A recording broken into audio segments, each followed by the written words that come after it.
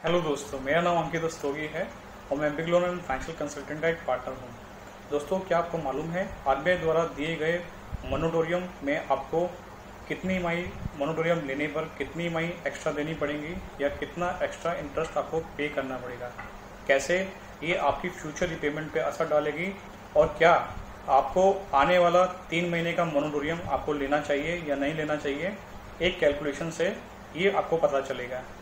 अगर ये वीडियो आपको पसंद आती है और आपको वैल्यूएबल इन्फॉर्मेशन लगती है तो इसको ज़रूर लाइक कीजिएगा। आइए चलते हैं कंप्यूटर स्क्रीन पे।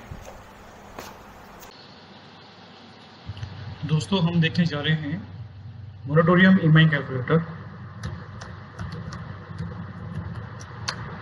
हमने टाइप किया मोरेटोरियम ईएमआई कैलकुलेटर, गूगल पे जो है हमने टाइप किया तो ये लिंक निकल के आता है, moratorium calculator calculate EMI and tenure. दोस्तों, ये आप देख रहे हैं कि फुलरटन इंडिया की एक वेबसाइट खुल गई है। फुलरटन इंडिया एक एनबीएफसी है जो मार्केट में लोन अगेंस्ट प्रॉपर्टी फैसिलिटेट करवाती है। देखते हैं दोस्तों, अगर हम कैलकुलेट करते हैं पहले कि अगर आपको कोई बिजनेस लोन चल रहा है तो वो आपकी ईएमआई पे क्या इफेक्ट डालेगा और आपकी फ्यूचर जो रिपेमेंट पे क्या इफेक्ट डालेगा आपका। मान लेते हैं 10 लाख का कोई आपका बिजनेस लोन चल रहा है और 16% का जो रेट अगर उस पर चल रहा है आपका, और 36 महीने का लोन है और 12 ईएमआई आप पे कर चुके हैं और आपने जो मोनिटोरियम है पिछला 2 महीने का मोनिटोरियम ले लिया है, तो आप देखेंगे दोस्तों कि अगर आपकी ईएमआई सेम रहती है, यहाँ देखिए ऑप्शन भी दिए गए हैं, select your option, no change in monthly EMI. अगर आप ईएमआई चेंज नहीं करवाते हैं तो आपको 36 महीने की जगह 37 महीने देने पड़ेंगे आपको, यानी एक ईएमआई का एक्स्ट्रा फर्क आएगा आपको। और अगर दोस्तों की टेन्योर अगर आप सेम रखते हैं, है ना, तो आपका थोड़ी सी ईएमआई बढ़ने पे आपका टेन्योर जो है सेम आ जाता है। तो ये आप कैलकुलेट कर सकते हैं कि कितना जो है आपको फर्क आएगा।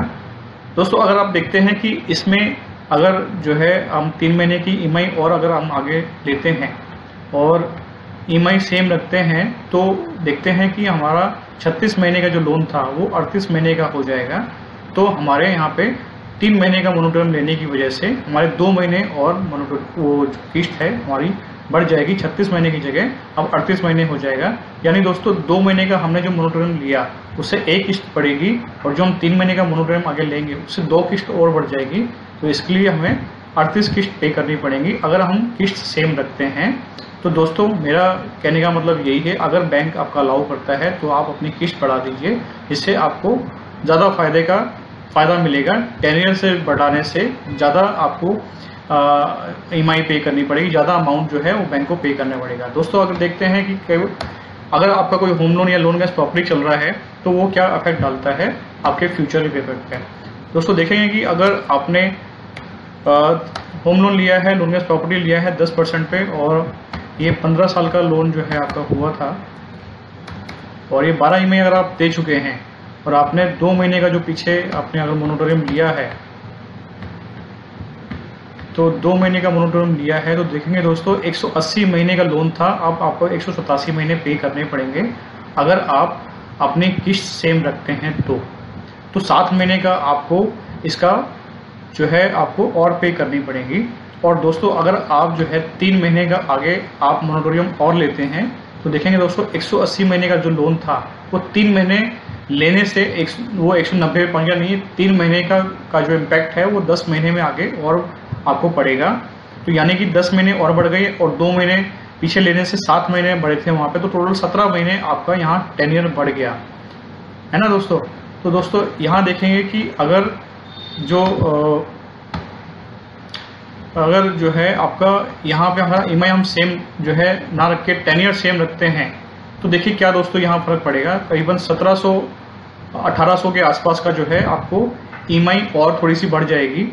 पर दोस्तों, यहाँ देखोगे कि अगर आपका जो है यहाँ टेन्योर सेम है और ईएमआई पे जो है ज़्यादा खास फर्क नहीं आया है आपकी, इससे आप दोस्तों देखेंगे काफ़ी डिफरेंस दिखेगा आपको कि अगर टेन्योर बढ़ाते हैं तो आपको डबल से भी ज़्यादा जो है अमाउंट बैंक को पे करना पड़ेगा और अगर आप ईएमआई बढ़ाते हैं तो आपको जो टेन्योर बढ़ाने से जो अमाउंट आता है उससे आधे से भी कम आपको पे करना पड़ेगा।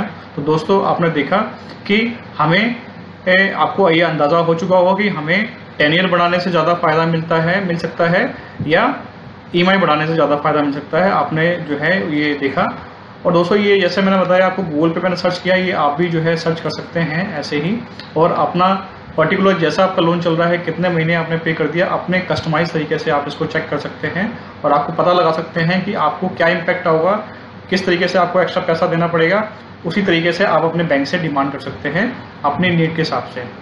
थैंक यू दोस्तों।